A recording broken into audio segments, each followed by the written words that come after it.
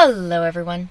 So I saw something yesterday and it just gave me the hugest amount of secondhand cringe. And it was kind of perfect because I think it sums up very nicely, very clearly, very succinctly so much of the discomfort that I have with my place in the trans community, trans umbrella, trans what have you. And so I want to share that with you, but before I do you like reading science fiction? I wrote a book. It is available on Amazon. You can get it on Kindle, Kindle Unlimited, and if you like paperback, physical copies are available. Thank you to everybody who has purchased a copy already. There are several of you now, and it makes me really happy. It just kind of warms my heart. And if you have read it and you want to leave a review, please do so. The Amazon algorithm really favors people who have reviews, so that would be a huge help to me. But either way, thank you all so much for taking the time, and I really hope you guys enjoyed it. And I'm working on another one, so there will be another one in, give it a year. Give it a year. Give it at least a year.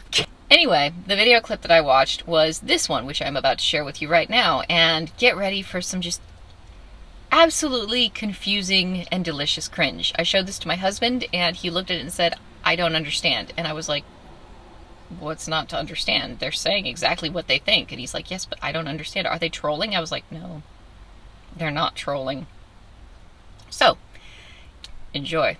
Trans gay men. Yeah, but we're femme presenting, so we were just shouting it. We were shouting that we were trans gay men because we are. Trans gay men! What is a trans gay man? Biologically female, but we're trans men and we're gay. We like guys. Do you have gender dysphoria? Yes, heavily. But you're still femme presenting? Yeah, I still femme present. I find it comfortable, but at the same time, it does get hard when I can't look masked. So do you identify as gay or queer? As queer.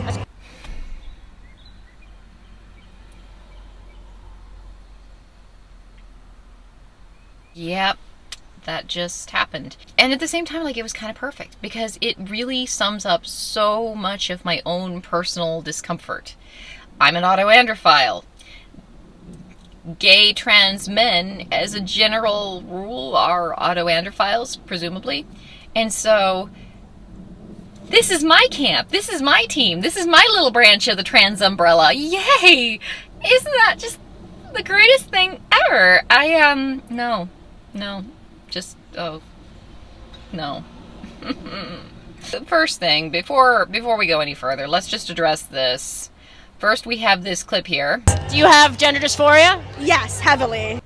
Immediately followed by this clip here. Yeah, I still femme present. I find it comfortable.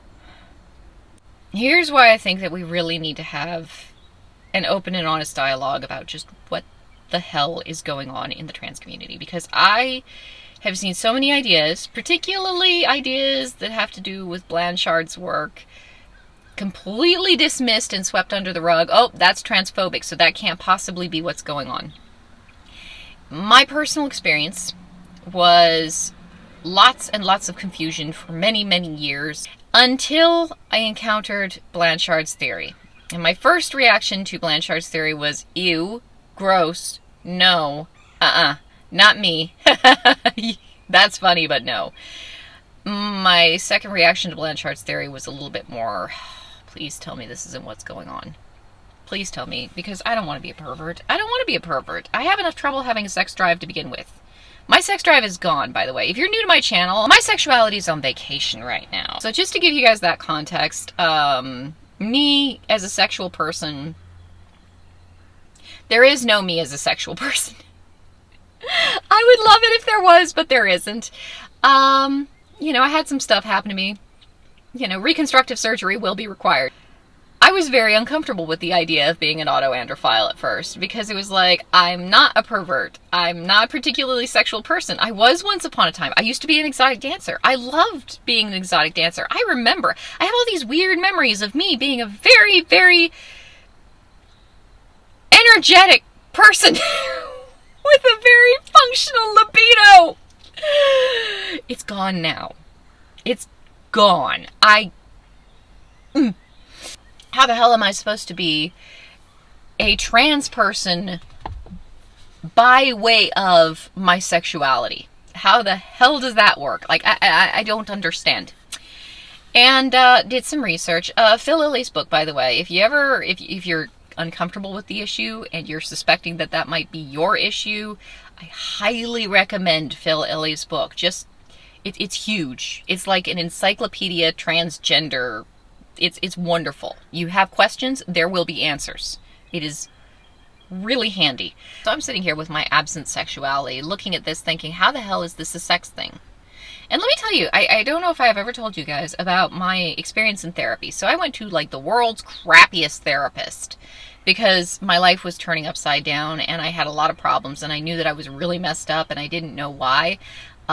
Some of it was physical, which you can't fix with talk therapy, but oh well. And there was one day that I finally went into my therapist. I worked up the courage and I was like, hey, you know, I think I might be transgender. What's going on with that? You know, therapist, you're supposed to go to a therapist about these things, right? That's a thing that people say you should do. You know, you go to a therapist and you talk with them and then you figure out what's going on. And no, that was probably not the greatest idea on my part. Actually, talking to that therapist at all was a horrible idea and a waste of money.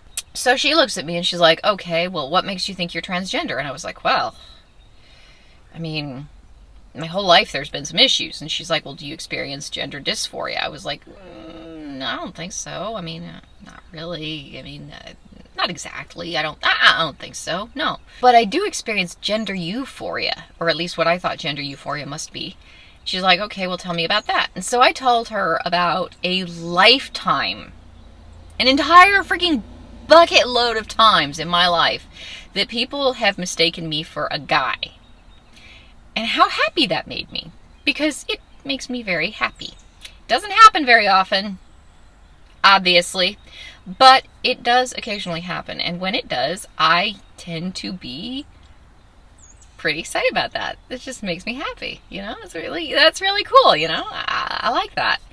And so I'm telling her about my lifetime of experiences of what I could only assume was this gender euphoria thing that everybody's talking about. And I could tell with everything I told her, just detail by detail, minute by minute, second by second, everything I said, she just got more and more and more tense and uncomfortable.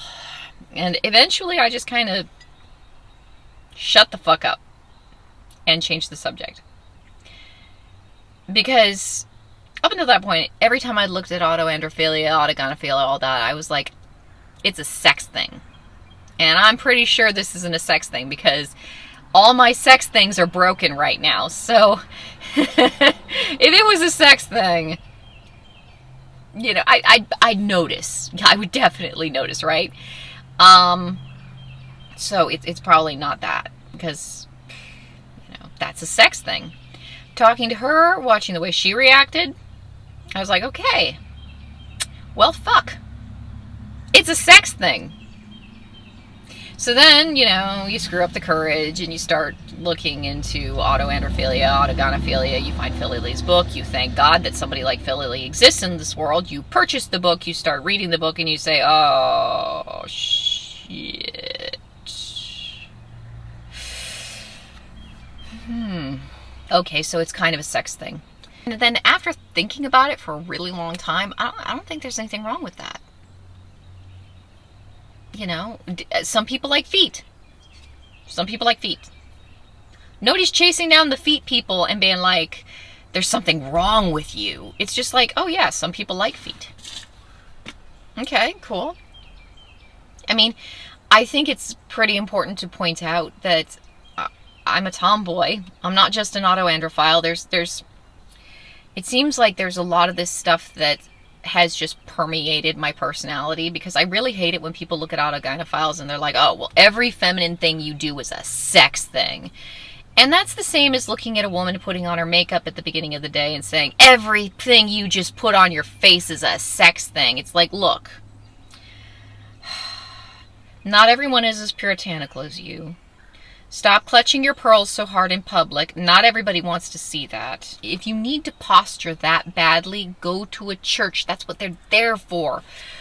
Don't go judging everybody else's life because they A, wear makeup, B, happen to wear a neckline that's just slightly too low, C, happen to be particularly feminine or particularly masculine. It's like, people can't always help the way they are. Sometimes people just are. And as long as you're not like jerking off in public, like, I shouldn't have to go through the basic rules of human like behavior and try to find some way to justify the fact that I'm a bit of a tomboy, because I've been different my whole life. I don't know what to tell you.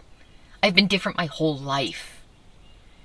I could tell you stories about little girl Barbara when she first found out that you can use a pen name and make up a fake name for yourself. I was like 10 years old. It's like, I can make up a fake name for myself and it could be anything. Yeah, anything. Really. I want to have a guy's name. I want a dude's name. That's what I want. I want a dude's name. When I publish my first book, it's going to be a dude's name. Obviously, little girl Barbara did not get her wish because with copyright laws, it's just easier if I use my own name. Whatever. But, you know, I'm a little older now and I kind of understand where that feeling was coming from a little bit more. And no, it was not 10-year-old me experiencing sexual urges. It was just me looking and saying, yeah, I wish I was a guy. I'd rather be a dude. Can I be a dude? If I can create a fake name for myself and like literally interact with the world through a fake name, can I be a guy? Can I do that? Because I want to do that. At least it wasn't 10-year-old me hearing about testosterone as this magic miracle drug that will automatically turn you into the man that you wish you could be, and being like, hey mom, dad, get me on that. That looks like fun. Because that would be bad.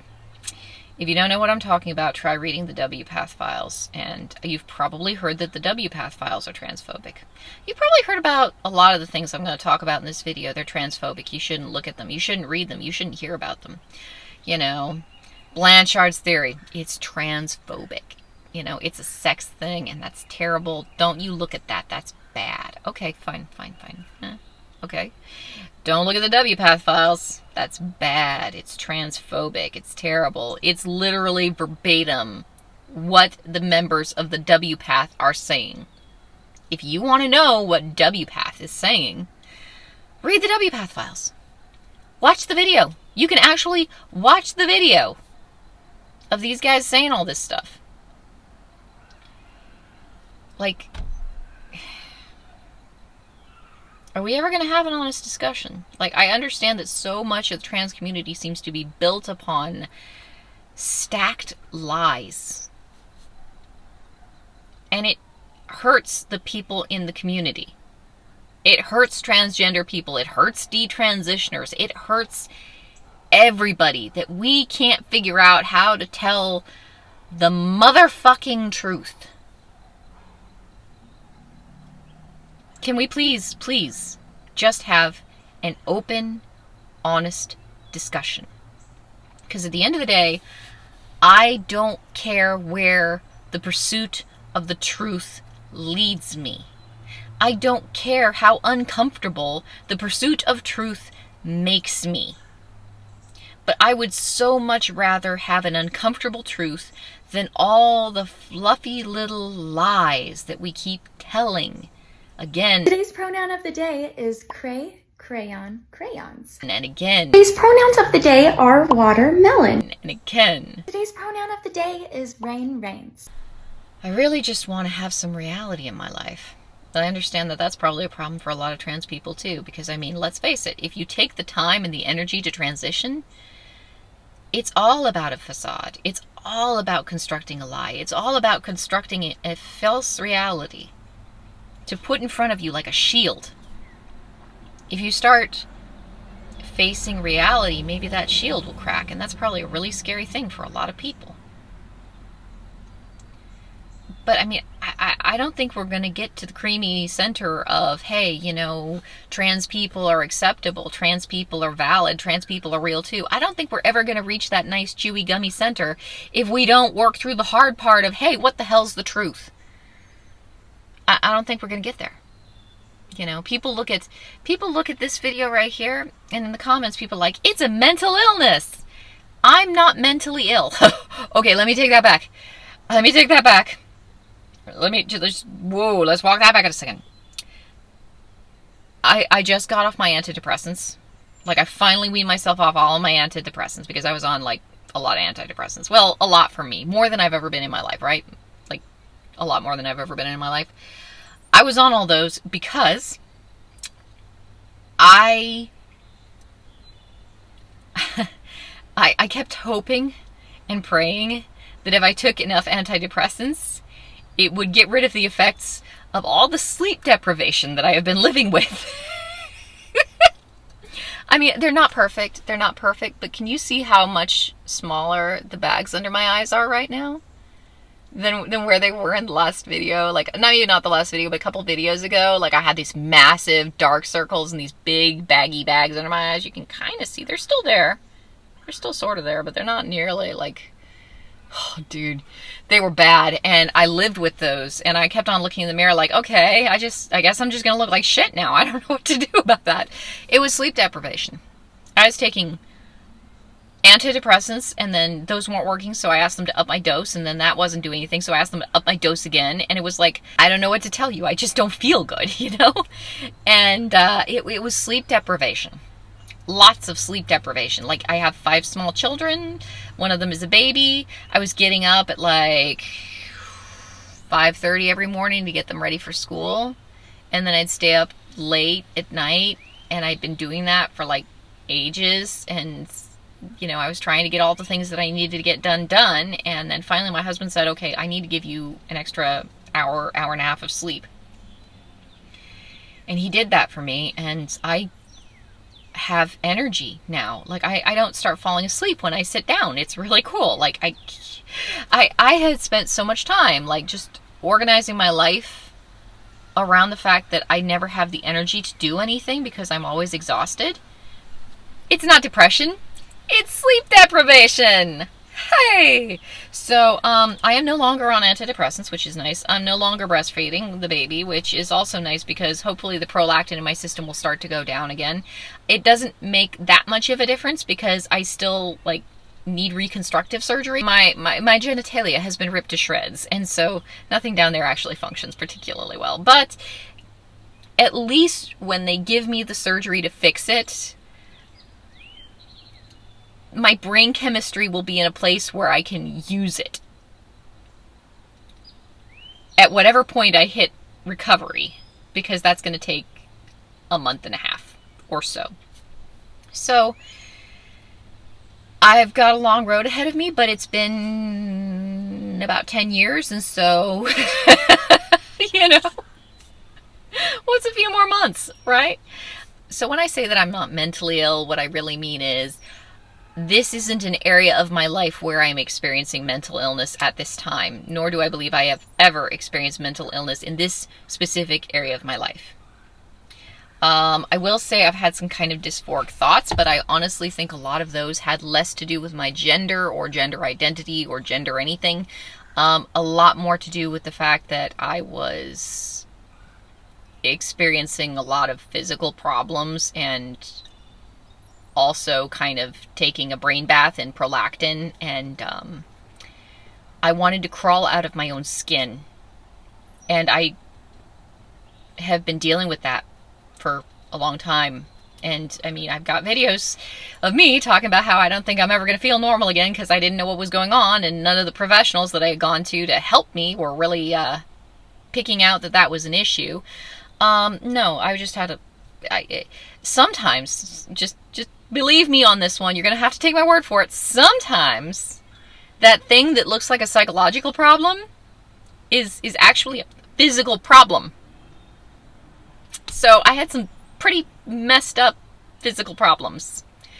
And nobody was really helping me with those. And so that's a very common, I mean, I hate to say it, I hate to go there, but this is a very classic woman in the medical system kind of experience where your body's not working right and you're experiencing all these problems, and you keep going to the doctors and saying, hey, I'm having all these problems, and the doctor's looking at it and saying, must be psychological. It's all in your head, dear. No. They're going to have to give me some pretty heavy-duty reconstructive surgery in some places that are really delicate. So, yeah. When I say that I'm not mentally ill, I know I seem wacky as hell and loopy as hell to a lot of people, but when you've been through a lot of fucked up shit, and you're going through a lot of fucked up shit, and you just kind of get used to fucked up shit being kind of your norm, it's not that you're mentally ill, it's just that you're swimming in a sea of fucked up shit. And it's okay. It's okay. I'm okay. Everything's gonna be okay. This is okay right now. It's fucked up. But that's okay. Am I mentally ill? Is there something wrong with what's going on up here? No. I think you take any ordinary, functional, healthy person with an ordinary, functional, healthy brain, and you shove them into the shit that I'm dealing with, and they're gonna start feeling kind of the way I feel right now. In fact, they might feel worse. I at least got kind of geared up for this and sort of fortified against it when I was a kid by having tons and tons of fucked up shit happen then. So now I'm just kind of, floating in my little raft in a sea of fucked up shit going, okay, this is alright. I can deal with this. It's going to be a few more months before, hopefully reconstructive surgery fix things. Is my sexuality mental illness though? And let's just be very, very clear, because some people are like, oh, gay trans man, that's your sexuality. It's like, no, I am an autoandrophile. It's a fetish. People are calling it a fetish. That's the word that people are using. Fetish. I don't really like words like fetish, and I certainly don't like telling the entire freaking internet, hey, I've got a fetish. But, what are you going to do? That's what people call it. It's a fetish. Okay, fine. It's a fetish. It's not a mental illness. A fetish is a fetish. Is it interfering with my ability to function in my day-to-day life? No. Is it interfering with my mental health? No. Is it interfering with anything, really? No. Is it interfering with my bedroom life? Actually, you'd be surprised. No, it is not. I have one guy who is telling me that I must be pegging my husband and I shouldn't announce that to the world. It's like, number one, no, thank you. I do not. And, also none of your business. Here's the thing. I've had a very normal, very vanilla, very healthy sexual life for many, many years, and nobody suspected that I was an autoandrophile during that whole time. So, and that seems to be kind of the way it works for a lot of people. There are a lot of women who are what they call trans widows who've come out and said, yeah, everything was fine. Everything was fine. He was perfectly normal. Everything was fine until he hit this age, and then all of a sudden, I find out about all the women's clothes. I find out about the lipstick. I find out about the fact that he's been wearing my stuff. I find out about the fact that he's been borrowing my high heels. And all of a sudden it's like, oh, wow, I thought everything was normal. Meanwhile, I'm sitting over here like, I thought everything was normal. He thought everything was normal. We thought everything was normal. Everything was normal. Normal-ish, maybe not so normal on my end, but, normal-ish, enough. Yeah, I'm going back to it again. I just keep on playing it over in my mind. Okay. I'm never going to transition, but I'm never going to call myself trans man either, because I'm never going to transition. And I'm not trying to make the too cute versus true, what is it? The too cutes versus the true scum or something like that. I can't remember. I'm not going to make that argument. I don't really understand even to this day, and I think that's another part of that open, honest discussion we need to be having. What is it to be trans? Can somebody please define that for me? Can we all agree on one clear definition? And having obtained a single clear definition, can we branch out from there? Is the trans umbrella all-encompassing to all of humankind, or is there a set of criteria that define a trans person so that we can tell when a person is and is not trans? Because if all these people are saying they're trans, are they all trans? Are some of them trans? Are most of them trans? Are only a few of them trans? What is trans? What is trans? Because if you're going to say that you're a thing, you have to be able to define the thing. That's easy for me. Autoandrophile. I'm an autoandrophile. I get sexually turned on by the idea of being a dude with a dick. Except that I don't get sexually turned on anymore because my bits don't work. But it's easily defined. That's the thing. It's easily defined, and because I have a definition for it, I know what it is and what it isn't. And having that definition, I can then branch outward from there. So for example, I was watching a video by this guy a little while ago, and he's talking about how he's bisexual, which was interesting because I didn't realize that he was bisexual, which, again, interesting. I'm bisexual too. Now, generally speaking, if you go strictly by Blanchard's original work, if a person is bisexual, then they're automatically autoandrophile, autogynephile. That's the group that all the bisexuals get shuffled into. There's homosexual, transsexual, and then there's autogynephiles or autoandrophiles. And if you're homosexual, HSTS is your camp.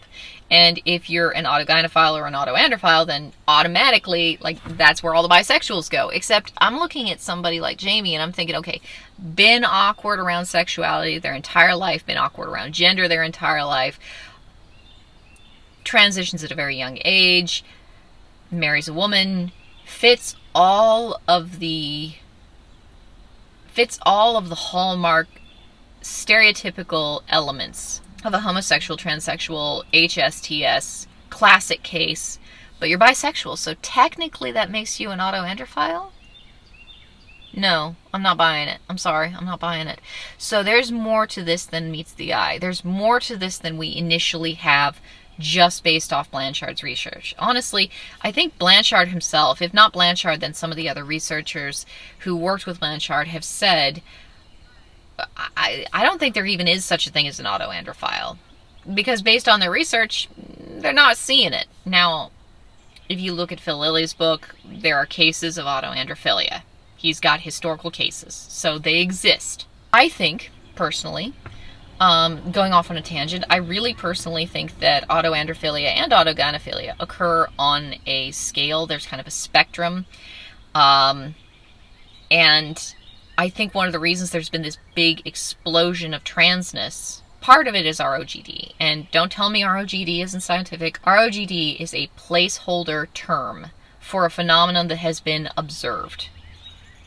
You can tell me, oh, well, that's not scientific. Well, of course it's not scientific. We need a placeholder term for an observed phenomenon so that we can do scientific research on the phenomenon to prove or disprove what the hell the phenomenon is. So we're at that entry stage, but now you're going about and saying, oh, well, it's not scientific, so you shouldn't pay any attention to it. Don't look over there. There's nothing to see. There's something going on there. So there is ROGD. We don't know what ROGD is. Can we please look at it? Have the honest, open discussion. What the hell is going on over here? Why are all these girls transitioning? What's going on? And my guess is that autoandrophilia plays a part in it. I think that there's a lot of other things playing a part in it. A lot of other things. But some of it is autoandrophilia. Because if you look at someone like me, I'm not super autoandrophilic. Like, I don't need to transition. I'm never going to be a dude. I'm never going to pass as a dude. I'm never going to try to pass as a dude. I have too many other things I have to do in my life. I do not have the time or the energy or the resources to invest in trying to make everybody think that I'm a dude. It is not going to happen. It is much, much easier to tell the annoying guy who treats me like a girly girl that my dick is bigger than his, so he should back the fuck off. Simple. Do I have a real dick? No. Do I have a packer? No. Does it matter? Not a damn bit. Back off, let me do what I'm doing. I can take care of myself. Do you understand me? Good. I think there are other autoandrophiles who are maybe even a shade or two less autoandrophilic than I am. And maybe for them, because they actually have libidos, which I don't currently, maybe for them it makes a lot more sense because they have libidos, which I don't currently. God damn it. But, you know, if you get turned on by something, and I mean, there's a lot of autoandrophilic porn out there in the world, well, you know, then it seems to make a lot of sense. Only you're not sitting there thinking, oh, because we don't have the open, honest discussion, because we don't actually talk about autoandrophilia or the possibility that autoandrophilia exists, because it's also transphobic, we can't even talk about it. But if you're reading through a bunch of gay porn, specifically gay porn, that has been catered, like crafted by women, for female consumption, but it's gay porn, and you're looking at that and getting all turned on and hot and bothered, you know, you're gonna think you're a trans dude, like a lot of these girls do. Like, how much money do you want to put down right at this now, right now, put it in the comments. How much money would you put down that this girl right here reads anime gay porn that's made for women? Not made for men. It's made for women. Because that's the sort of thing women like. But it features men, so it's about men having sex with men because it's gay porn for women. And it's really rapey a lot of the time, too. Like, it follows a lot of stereotypes and tropes that women get turned on by, and I'm realizing that more and more as I'm looking into, like, different fetishes, and I'm rethinking a lot of my thoughts on pornography and the role that pornography is playing in this, and I may make a video about that someday, but basically, yeah, it's porn that's made for women. It's designed around a female brain. I don't know what's wrong with me. I mean, apart from the fact that my libido is on vacation, I don't know what's wrong with me. This is why I'm putting out a series of videos where I read a romance novel with my husband and then laugh the whole time because I think it's fucking ridiculous because it doesn't speak to me at all, and I'm sure it speaks to some people. Those people just aren't me. So I laugh at it. Why not?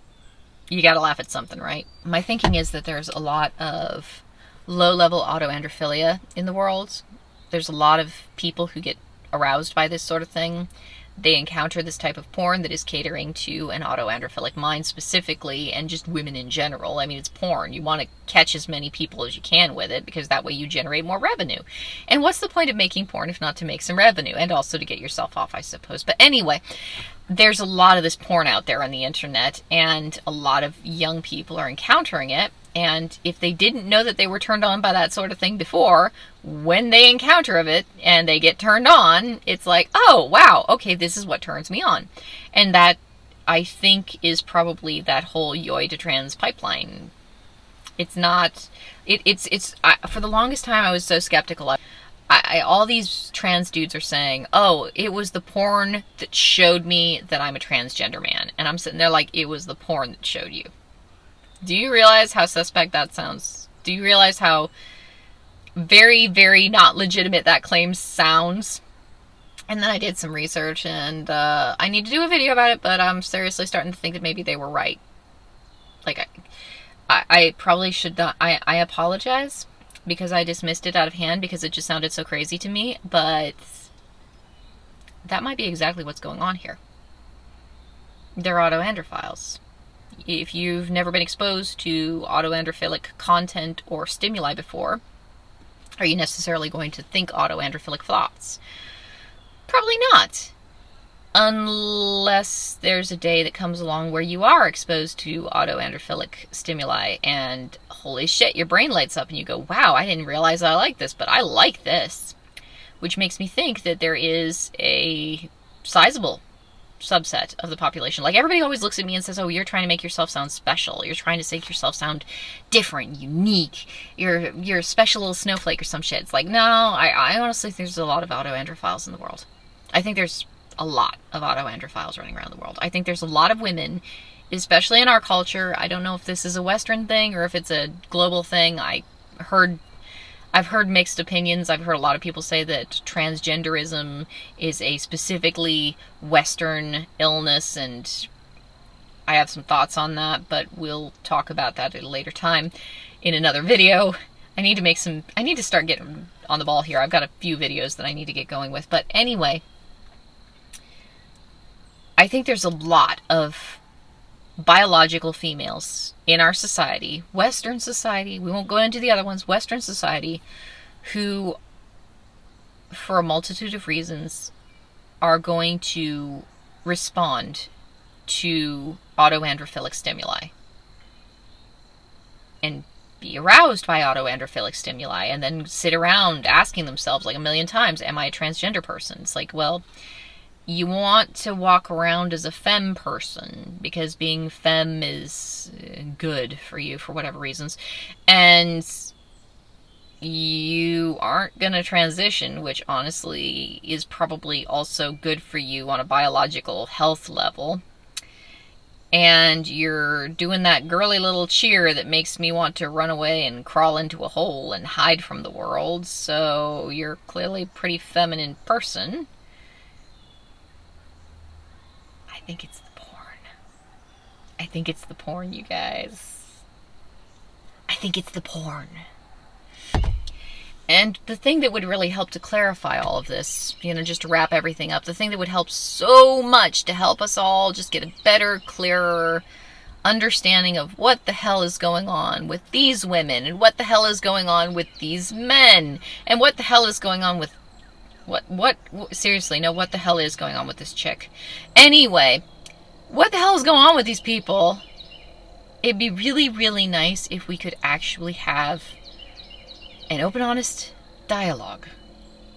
That would be so helpful, Wouldn't that be great if we could actually just do that? If we could actually, try to talk about what's going on in a realistic way and try to figure it out in, an objective kind of way without all this coloring of emotion and acceptance and transphobia and we shouldn't talk about this, but we should talk about that. Can we just cut the bullshit, please? And figure out what the hell's going on? Please? That would be so cool. I'd appreciate that. We're not going to do that anytime soon, though, are we? No, probably not. This is not the world we live in. So, help yourself to a nice, healthy dose of rainbow-colored lies, and I'll see you in the next video. I hope you are all in good health, and take care, everybody.